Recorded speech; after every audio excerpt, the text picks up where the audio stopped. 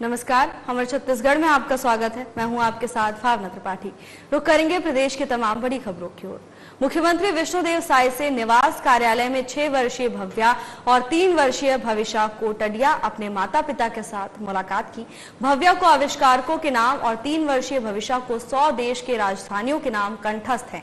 भव्या के नाम आविष्कारों के नाम सुनकर उनके आविष्कारकों का नाम सबसे तेजी से बताने का वर्ल्ड रिकॉर्ड ऑफ एक्सीलेंस दर्ज है। भव्या ने 1 मिनट 35 सेकंड में 50 आविष्कारकों के नाम बताकर ये उपलब्धि हासिल की है। इसी तरह भविष्या के नाम 2 मिनट 21 सेकंड में 100 देश की राजधानियों के नाम बताने का record world wide book of records में दर्ज है।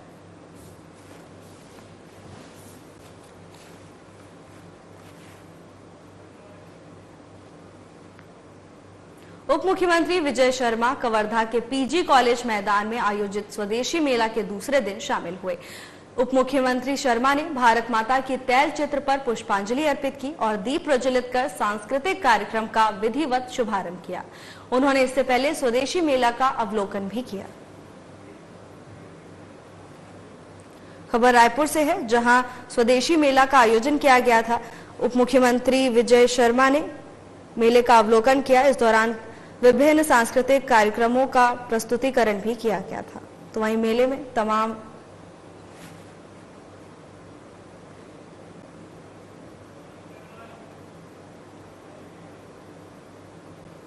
उप मुख्यमंत्री और नगरीय प्रशासन एवं विकास मंत्री अरुण साव ने भिलाई चरोदा नगर निगम में 26 करोड़ 59 लाख रुपए की लागत के 144 विकास कार्यों का लोकार्पण और भूमि पूजन किया। इनमें 23 करोड़ 29 लाख रुपए के 128 कार्यों का भूमि पूजन और 3 करोड़ 40 लाख रुपए के 16 कार्यों का लोकार्पण शामिल है। साव ने कार्यक्रम में खेल मैदान के लिए 1 करोड़ रुपए देने की घोषणा की। क्षेत्रीय विधायक डोमनलाल कोसरेवाड़ा, दुर्ग ग्रामीण के विधायक ललित चंद्राकर और महापौर निर्मल कोसरे भी कार्यक्रम में शामिल हुए।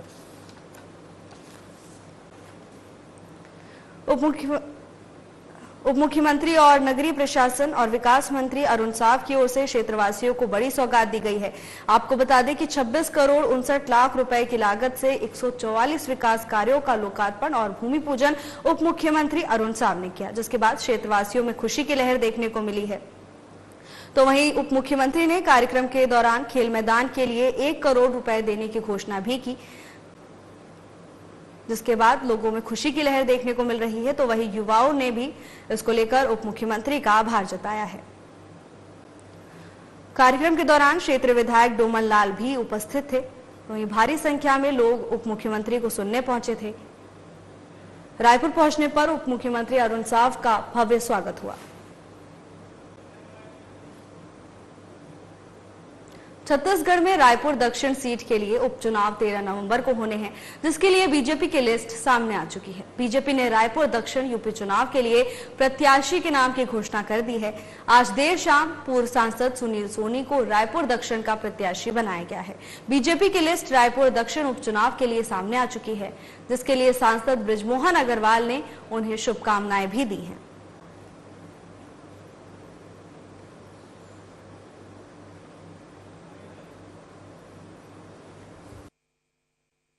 रायपुर लोकसभा के पूर्व सांसद, 2 बार के मेयर और आरडीए के अध्यक्ष, जिनके नेतृत्व में रायपुर शहर ने तेजी से विकास किया, ऐसे सुनील सोनी जी को दक्षिण विधानसभा से प्रत्याशी बनाया है। मैं उनको बहुत बहुत शुभकामनाएं देता हूं और रायपुर दक्षिण की जनता से इस बात का निवेदन आग्रह करता हूं कि वो जिस प्रकार से मेरे प्रति प्रेम, स्नेह और आशीर्वाद जनता ने दिखाया, वैसे ही सुनील सोनी जी को प्रति भी दिखाएं और भारी मतों से उनको जिताएं और कमल फूल को खिलाएं और तेजी से दक्षिण विधानसभा का। प्रदेश के उद्योग, वाणिज्य और श्रम मंत्री लखनलाल देवांगन कोरबा के बुधवारी स्थित आदिवासी शक्तिपीठ स्थल प्रांगण में आयोजित जिला ऑटो संघ के नवनिर्वाचित पदाधिकारियों के शपथ ग्रहण समारोह में शामिल हुए। उन्होंने सभी नवनिर्वाचित पदाधिकारियों को शपथ दिलाई और बधाई देते हुए कहा कि ऑटो वाले तीनों मौसम में मेहनत करते हैं। बड़ी ईमानदारी के साथ मेहनत करना और जिम्मेदारी और विश्वास के साथ यात्रियों को उनके मंजिल तक सुरक्षित पहुंचाने का कार्य करते हैं। वो समय की परवाह नहीं करते। शहर से गांव, सुबह से रात में किसी को अस्पताल छोड़ना हो या फिर महत्वपूर्ण स्थान पर धूप में, बरसात में, हर समय कार्य करते हैं। उन्होंने कहा कि शासन द्वारा योजना चलाई जा रही है, हमारे असंगठित क्षेत्र के सभी ऑटो ड्राइवर पंजीयन कराएं।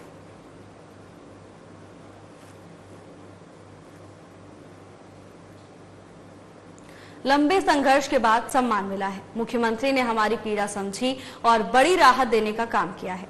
मुख्यमंत्री विष्णुदेव साय से उनके निवास कार्यालय रायपुर में दिवंगत शिक्षक पंचायत संवर्ग संघ के आश्रितों से ने मुलाकात कर उनका आभार व्यक्त किया। मुख्यमंत्री को उन्होंने गजमाला पहनाकर उनका अभिवादन किया। मुख्यमंत्री विष्णुदेव साय ने भी सभी बहनों को शुभकामनाएं दी और कहा कि हमारी सरकार हमेशा आपके साथ खड़ी है और किसी के साथ भी अन्याय नहीं होगा। मुख्यमंत्री विष्णुदेव साय के निवास कार्यालय में दिवंगत शिक्षक पंचायत संवर्ग संघ के आश्रितों ने मुख्यमंत्री से मुलाकात की। इस दौरान उन्होंने मुख्यमंत्री विष्णुदेव साय का फूल मालाओं से स्वागत किया। तो वहीं शिक्षकों ने मुख्यमंत्री का आभार व्यक्त किया है। इसके साथ ही मुख्यमंत्री ने भी सभी को आश्वासन दिया कि बीजेपी की सरकार हमेशा उनके साथ खड़ी है और किसी भी के साथ अन्याय नहीं होगा। तस्वीरें रायपुर से हैं, जहां मुख्यमंत्री के निवास कार्यालय में कार्यक्रम का आयोजन किया गया। नगर विधायक और छत्तीसगढ़ शासन के वाणिज्य उद्योग और श्रम मंत्री लखनलाल देवांगन को शनिवार को बीजेपी का सक्रिय सदस्य बनाया गया। वो कोरबा जिले के पहले सक्रिय सदस्य बने। बीजेपी के जिला अध्यक्ष डॉक्टर राजीव सिंह, जिला कोषाध्यक्ष और सदस्यता अभियान के प्रभारी गोपाल मोदी ने टीपी नगर स्थित बीजेपी जिला कार्यालय में मंत्री देवांगन को सक्रिय सदस्यता दिलाई।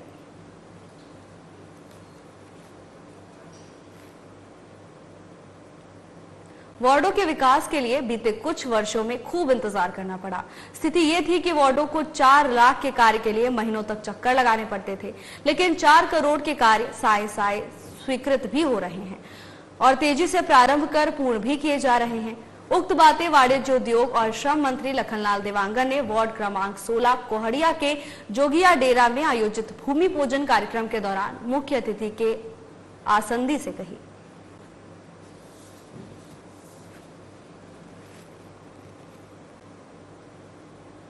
सरायपाली एसडीएम नम्रता चौबे ने बिना अनुमति के डंप किए गए रेत के भंडारण पर जब्ती की कार्रवाई की है। आज सरायपाली के ग्राम चट्टी गिरोला में चंदन अग्रवाल द्वारा निजी जमीन पर 14 घन मीटर के हिसाब से 12 ढेर यानी 168 घन मीटर रेत का भंडारण किया गया था, जिसमें एसडीएम द्वारा औचक निरीक्षण के दौरान पंचनामा कर जब्त किया गया।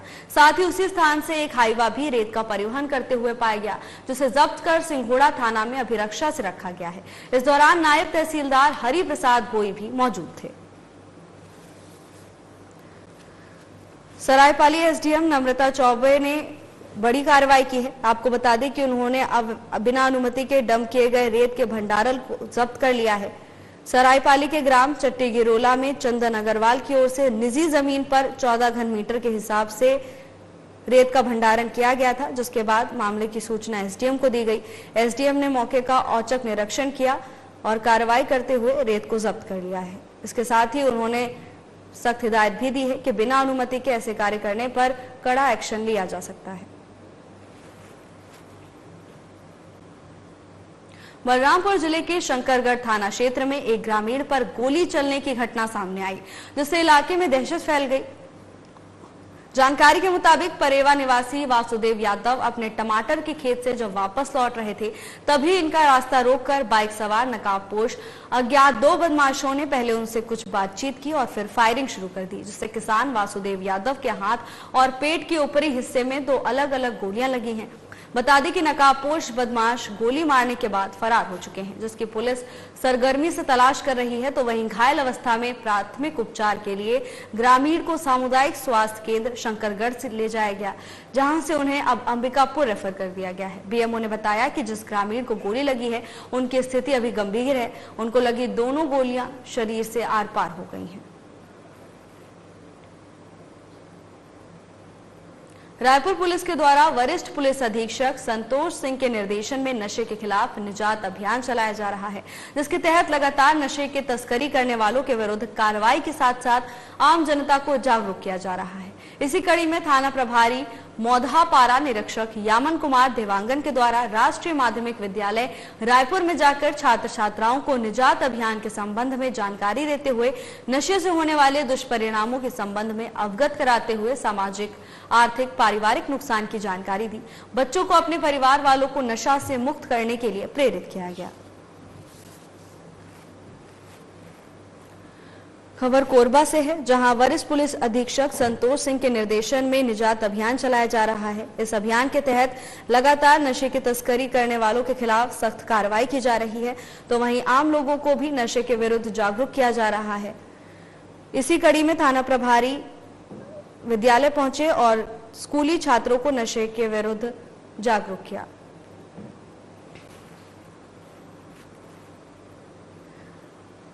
बच्चों को नशे की चपेट से दूर रखने के लिए प्रशासन की ओर से एक पहल की गई है। वरिष्ठ पुलिस अधीक्षक संतोष सिंह के दिशा निर्देश और अतिरिक्त पुलिस अधीक्षक शहर लखन पटले और नगर पुलिस अधीक्षक योगेश साहू के पर्यवेक्षण में अपराधों पर अंकुश लगाने के लिए चलाए जा रहे अभियान के तहत थाना मौधापारा पुलिस को एक और आरोपी को गिरफ्तार करने में सफलता हासिल की है।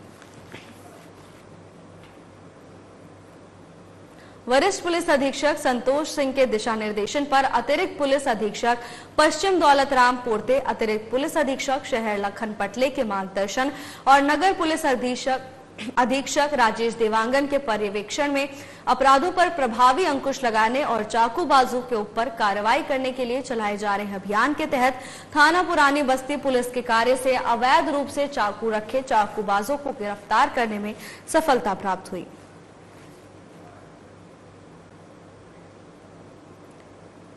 राजधानी रायपुर के स्वामी विवेकानंद एथलेटिक स्टेडियम कोटा में आयोजित 27वीं अखिल भारतीय वन खेलकूद प्रतियोगिता के तीसरे दिन छत्तीसगढ़ ने 14 स्वर्ण पदक जीतकर लगातार अपना दबदबा कायम रखा। छत्तीसगढ़ के खिलाड़ियों ने अब तक कुल 37 स्वर्ण, 20 सिल्वर, 14 ब्रॉन्ज पदक जीते हैं। छत्तीसगढ़ अभी पदक तालिका में 269 पॉइंट प्राप्त कर कुल 71 पदक जीतकर प्रथम स्थान पर है। प्रतियोगिता के तीसरे दिन 100 meter race women open category में केरल की अनु आर ने गोल्ड जीता, तो वहीं 100 meter race women veteran category में छत्तीसगढ़ की अनीता कोरम ने पहला स्थान हासिल किया। इसके साथ ही छत्तीसगढ़ की सुशीला पैकरा ने 800 मीटर वॉक वुमेन ओपन और थोटा संकीर्तना ने 1500 मीटर रेस वुमेन ओपन में गोल्ड मेडल हासिल किया। तो वहीं वन मंत्री केदार कश्यप ने प्रतियोगिता के दौरान खिलाड़ियों से मिलकर व्यवस्थाओं का जायजा लिया और उनका उत्साहवर्धन भी किया।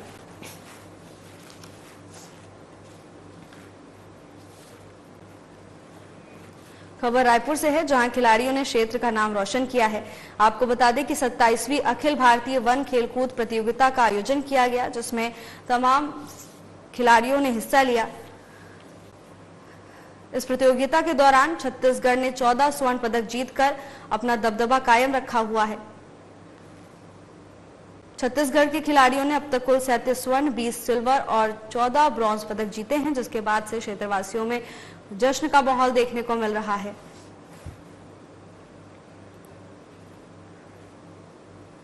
तो वहीं वन मंत्री केदार कश्यप भी मौके पर पहुंचे। मुख्यमंत्री विष्णुदेव साय ने अग्रसेन भवन खुर्सीपार में आयोजित क्षेत्रीय उद्यमी सम्मेलन 2024 का शुभारंभ दीप प्रज्वलित कर किया। इस अवसर पर उद्योग मंत्री लखनलाल देवांगन, लघु उद्योग के राष्ट्रीय कार्यकारिणी सदस्य पुरुषोत्तम पटेल, प्रदेश अध्यक्ष ओम प्रकाश सिंघानिया, लघु उद्योग भारती के मध्य प्रदेश अध्यक्ष राजेश मिश्रा सहित अन्य उद्यमी उपस्थित थे।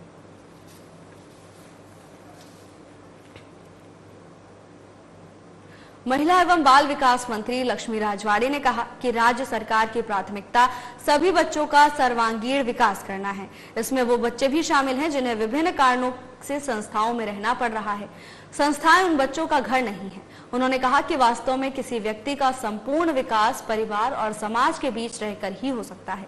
इसे ध्यान में रखकर किशोर न्याय अधिनियम 2015 में गैर संस्थागत देखरेख का समावेश किया गया है। महिला एवं बाल विकास मंत्री राजवाड़े ने रायपुर के स्थानीय होटल में आयोजित पोषण देखरेख कार्यक्रम के प्रभावी क्रियान्वयन के लिए राज्य स्तरीय पोषक परिवार सम्मेलन और पोषक परिवार नेटवर्क पर कार्यशाला उमंग का शुभारंभ किया।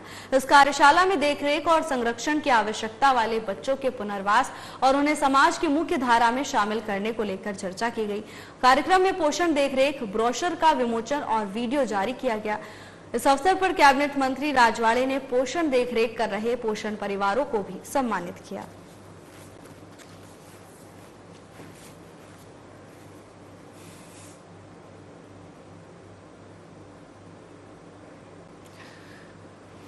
खबर रायपुर से है, जहां महिला एवं बाल विकास मंत्री लक्ष्मी राजवाड़े ने का बयान सामने आया। उन्होंने कहा कि राज्य सरकार की प्राथमिकता बच्चों का सर्वांगीण विकास करना है।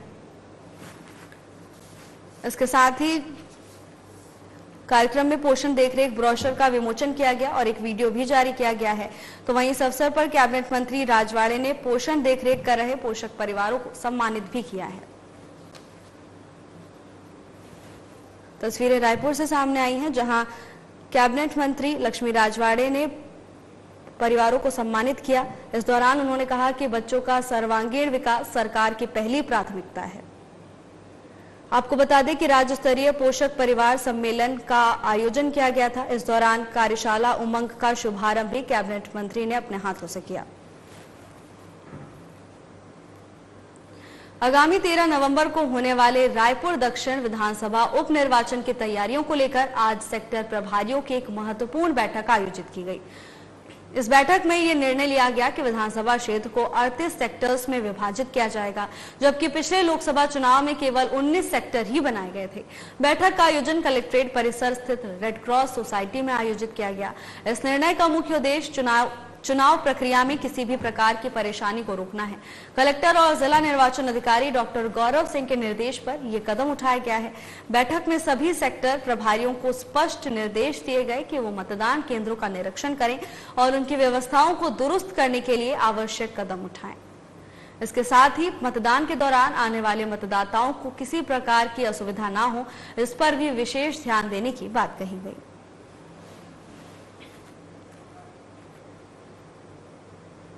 छत्तीसगढ़ राज्य में श्रमिकों को रोजगार मुहैया कराने के लिए त्वरित कार्रवाई करे और शासन की योजनाओं का लाभ दिलाएं।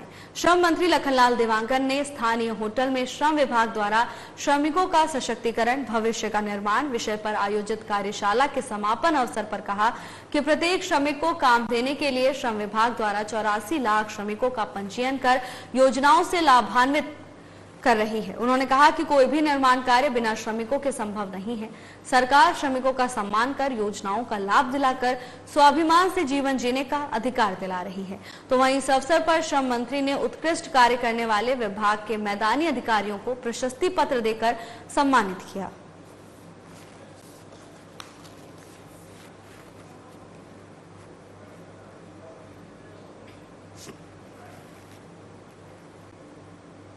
राजधानी रायपुर के बूढ़ा तालाब आउटडोर स्टेडियम में 6 से 9 अक्टूबर तक आयोजित 24वें SGFI राज्य स्तरीय तीरंदाजी टूर्नामेंट में कोंडागांव जिले के खिलाड़ियों ने शानदार प्रदर्शन किया। इस प्रतियोगिता में कोंडागांव जिले में कुल 17 तीरंदाजों ने हिस्सा लिया, जिसमें से 6 खिलाड़ियों ने पदक जीतकर जिले का नाम रोशन किया। कोंडागांव की रामशिला नेताम ने स्वर्ण पदक पर कब्जा जमाया। रामशिला कस्तूरबा गांधी बालिका छात्रावास की छात्रा आभा चक्रधारी ने रजत पदक हासिल किया, जबकि नंदिनी मरकाम, पिंटू नेताम और प्रेमिका नेताम ने कांस्य पदक जीता। इसके अलावा चंद्ररेखा सेठिया और सलोनी नेताम का भी चयन आगामी राष्ट्रीय तीरंदाजी प्रतियोगिता के लिए किया गया है।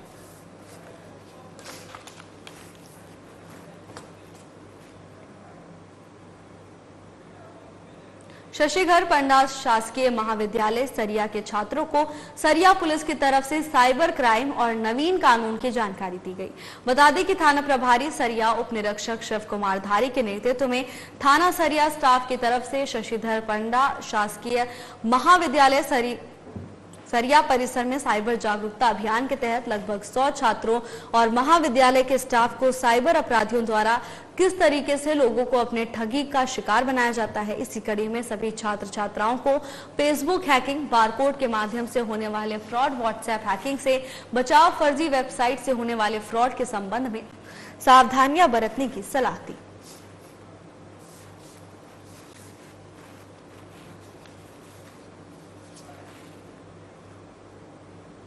वरिष्ठ पुलिस अधीक्षक संतोष कुमार सिंह के दिशा निर्देश पर रायपुर पुलिस द्वारा निजात अभियान के तहत नशे के विरुद्ध विशेष अभियान चलाया जा रहा है।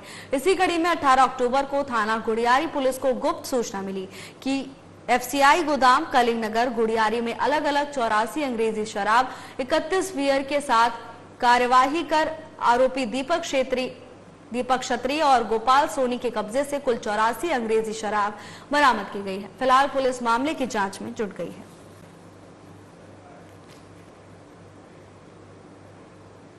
वरिष्ठ पुलिस अधीक्षक डॉक्टर संतोष कुमार सिंह के दिशा निर्देश पर रायपुर पुलिस द्वारा निजात अभियान के तहत नशे के विरुद्ध विशेष अभियान चलाया जा रहा है, जिसमें समस्त थाना और anti crime and cyber unit की टीम द्वारा लगातार कार्यवाही की जा रही है।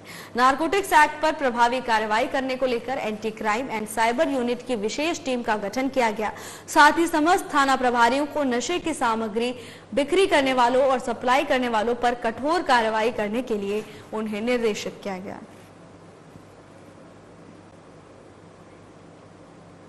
वरिष्ठ पुलिस अधीक्षक डॉक्टर संतोष सिंह भापुसी के द्वारा रायपुर पुलिस को साइबर जन जागरूकता पखवाड़ा आयोजित कर आम नागरिकों को साइबर ठगी के संबंध में जागरूक करने के लिए निर्देशित किया गया।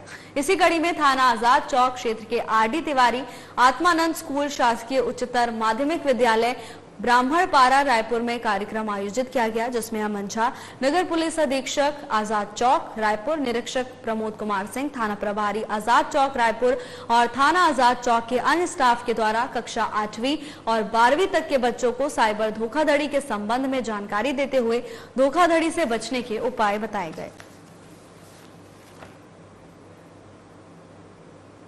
वरिष्ठ पुलिस अधीक्षक संतोष सिंह के दिशा निर्देश और अतिरिक्त पुलिस अधीक्षक पश्चिम दौलत राम पोर्ते, अतिरिक्त पुलिस अधीक्षक शहर लखन पटले और नगर पुलिस अधीक्षक राजेश देवांगन के पर्यवेक्षण में अपराधों और नशे के कारोबार पर अंकुश लगाने के लिए निजात अभियान के तहत थाना पुरानी बस्ती पुलिस के कार्य से अवैध रूप से नशीली सिरप का बिक्री करने के लिए परिवहन कर रहे हैं। आरोपी को गिरफ्तार करने में सफलता प्राप्त हुई।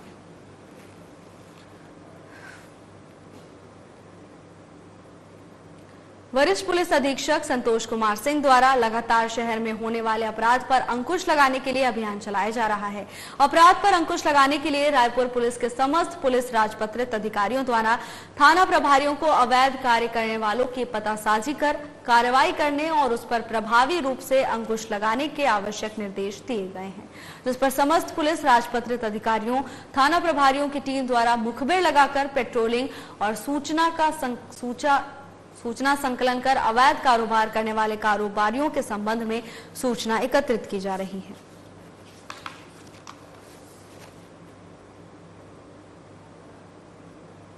थाना गुड़ियारी पुलिस को सूचना मिली कि नया मंगल बाजार गुड़ियारी में एक व्यक्ति को एक लोहे का खुखरी नुमा औजार लेकर लहरा कर आने जाने वाले लोगों को डरा धमका कर आतंकित करते हुए आरोपी सुखदेव मीरी को गिरफ्तार कर उसके कब्जे से अवैध रूप से रखे एक लोहे का खुखरी नुमा औजार जब्त कर आरोपी के विरुद्ध थाना गुड़ियारी में आर्म्स एक्ट का अपराध पंजीबद्ध कर कार्रवाई की गई।